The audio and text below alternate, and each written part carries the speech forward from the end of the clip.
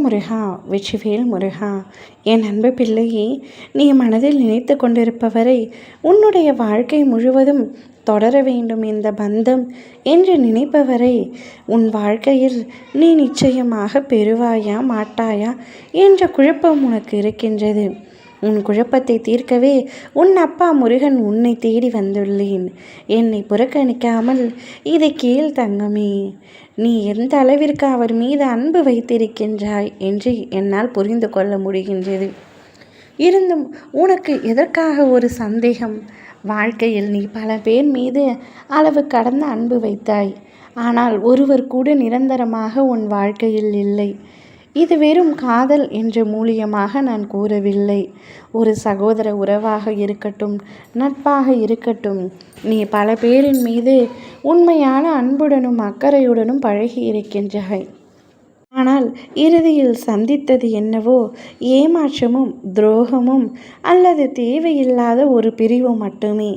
அதே போல நீ இப்பொழுது மனதில் நேசித்து கொண்டிருக்கும் நபரையும் பிரிந்து விடுவாயா என்ற பயம் உனக்கு இருக்கின்றது.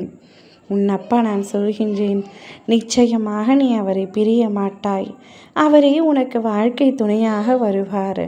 நீ மனதில் நினைத்த அந்த நபர் வாழ்க்கை முழுவதும் தொடர்ந்து உன்னுடன் வருவார். நீ அவரிடம் எதிர்பார்த்த அந்த உண்மையான அன்பு வாழ்க்கை முழுவதும் கிடைக்கும். நீ அவருடன் சந்தோஷமாக வாழ வேண்டும் என்று ஆசைப்பட்டாய். உன்னுடைய ஆசைகள் நிறைவேற்றுவது உன் அப்பா முருகனின் கடமை. அதை எப்படி நான் செய்யாமல் இருப்பேன்? நிச்சயமாக என் பிள்ளை, நீ ஆசைப்பட்ட அத்தனையும் உனக்காக நான் செய்து கொடுப்பேன். உன்னை மகிழ்ச்சியாக பார்த்து கொள்வதே என்னுடைய கடமை. நீ மகிழ்ச்சியாக இருந்தாலே எனக்கு மகிழ்ச்சி.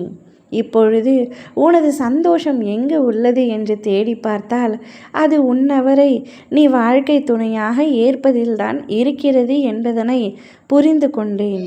யார் தடுத்தாலும் நிச்சயமாக உன்னை அவரிடம் நான் சேர்த்து வைப்பேன். அனைவரின் முன்னிலையிலும் அனைவரின் ஆசிர்வாதத்தோடும் உன் அப்பா முருகனின் ஆலயத்தில் உங்கள் இருவருடைய திருமணம் நன்றாக நடக்கும், சிறப்பாக நடக்கும். மனம் விரும்பிய நீங்கள் இருவரும் மன வாழ்க்கையை அடைவீர்கள். வாழ்க்கையில் இருவரும் ஒன்றாக இணைந்து நல்ல முன்னேற்றத்தை அடைவீர்கள்.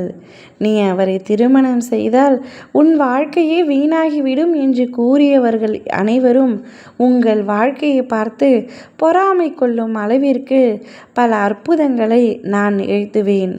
பல முன்னேற்றங்களை உன் வாழ்க்கையில் நான் நிகழ்த்தி காட்டுவேன். உன்னை கோபுரத்தின் உச்சியில் அமர வைத்து உன் அப்பா நான் அழகு பார்ப்பேன். என்றும் என் செல்ல பிள்ளை நீ. உங்கள் இருவரின் அருகிலையும் தான் நான் இருப்பேன். உங்களுடைய வாழ்க்கை முன்னேற்றத்தை பார்த்து நான் சந்தோஷப்படுவேன். நீ எதை பற்றியும் நினைக்காமல், யாரை பற்றியும் கவலை இல்லாமல் உன்னுடைய வாழ்க்கையை நீ நன்றாக வாழ். அதுவே போதும். ஓம் முருகா, வெற்றிவேல் முருகா.